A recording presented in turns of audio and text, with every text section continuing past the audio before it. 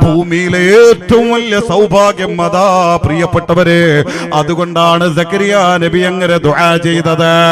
ആ മഹാന്റെ ശിരസ് പോലും രണ്ടാക്കി പിളർത്തിക്കൊണ്ട് ഈ ശത്രുക്കൾ അവരുടെ മനസ്സിന്റെ ഉള്ളറയിൽ ഒരൽപ്പം പോലും ദയ കാണിക്കാതെ ഈ മഹാന്റെ ശരീരത്തിന്റെ തലഭാഗം മുറിച്ചു മാറ്റുന്നു, ജീവനോടെ രണ്ടാക്കി പിളർത്തുന്നു.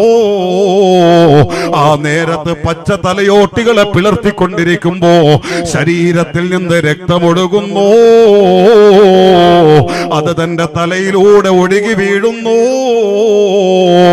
ഒരു മനുഷ്യന് താങ്ങുന്നതിന്റെ അപ്പുറമുള്ള വേദന നേരത്ത് മഹാൻ തിന്നുമ്പോൾ അല്ലാഹുവിനോട് രക്ഷപ്പെടുത്തണേ അല്ലാ, മോചിപ്പിക്കണേ അല്ലാ.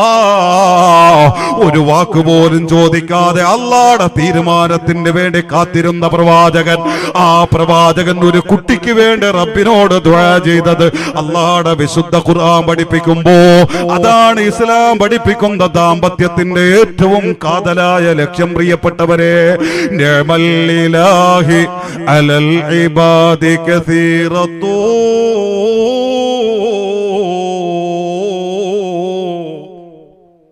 وأجلهن نجابة الأولاد